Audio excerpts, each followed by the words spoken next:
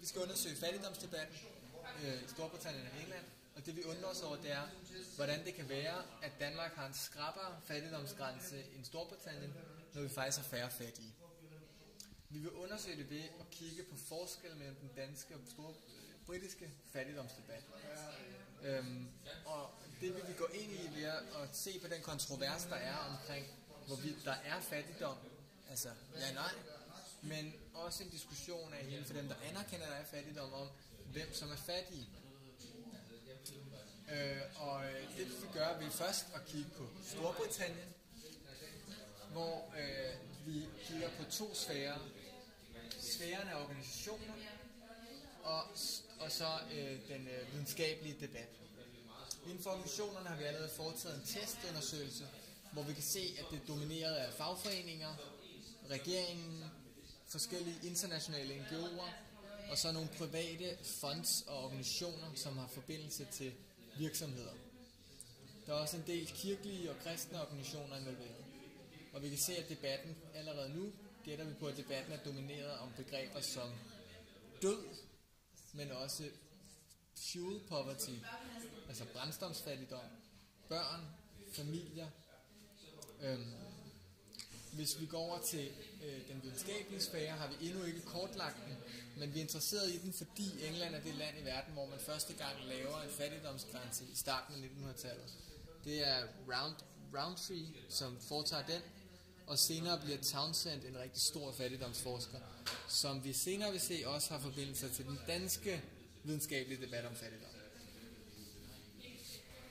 I Danmark har vi tænkt os at kigge også på organisationer og videnskabelige sfære, og så også blokkesfære. I forhold til organisationer har vi set på, at der er debatten er der rigtig mange NGO'er, der fylder meget. Og her er det NGO'er, som mange af de NGO'er, det er nogen, der både har at gøre med international fattigdom og dansk fattigdom. Hvor at fattigdom i Danmark, det er noget, der fylder mindre i forhold til deres arbejde. For eksempel, her, altså der er dem, der sådan er brede, det er nemlig ligesom det med Red Barnet, som både har noget i Danmark og noget internationalt, men hvor det er mere det internationalt. Og så er der nogle mindre NGO'er, såsom Hus Forbi, som er meget specifikke og er svære at finde. De er svære at finde med Google. Og så er der staten og ministerier, der er aktører. Arbejdernes erhvervsråd og politiske partier. Så er der nogle forskellige kulturinstitutioner, overlovsmuseer, museer og leksikon, der skriver noget om fattigdom. I forhold til blogosfæren, så er det meget sådan, på den ene side nogle venstreorienterede, og på den anden side nogle mere liberale,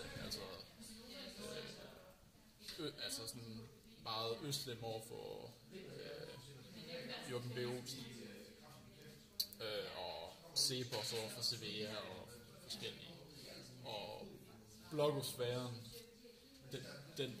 det her kontroversen er, og det er også kontroversen, der hænger sammen med kontroversen i forhold til de politiske partier, altså især Liberale Alliance kontra SF og alle de andre.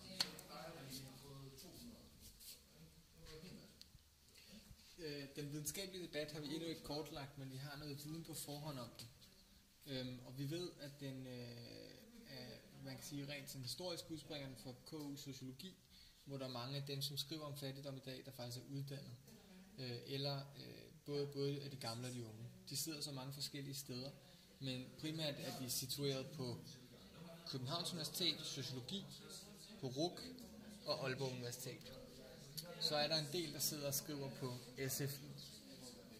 Der er også en særskilt, man kan kalde det privat analyseinstitution, nemlig CASA. Og vi ved, at der er en forbindelse direkte til den engelske scientosfære, hvor at Townsend har hjulpet en del danske forskere med nogle af deres fattigdomsmålinger tilbage i 80'erne. hvis vi zoomer ud, så er det mest overraskende, at der på nuværende tidspunkt, med vores første eksplosion, så er der faktisk kun konflikt i blogosfæren i Danmark. Vi har ikke opdaget nogen konflikter i hverken blogosfæren eller femtosfæren. Og det vil være ret interessant for, hvordan vi går videre. Det betyder enten, at vi skal dykke noget dybere, eller det vil være en fejning i sig selv. Og den eneste kontrovers, der er i blogosfæren, det er inden for det Folketinget og partierne, der snakker om det. Nu vil vi se på, hvordan vi vil undersøge det her. I forhold til den engelske akademiske affære, så har vi tænkt os at kigge i forhold til Web of Knowledge,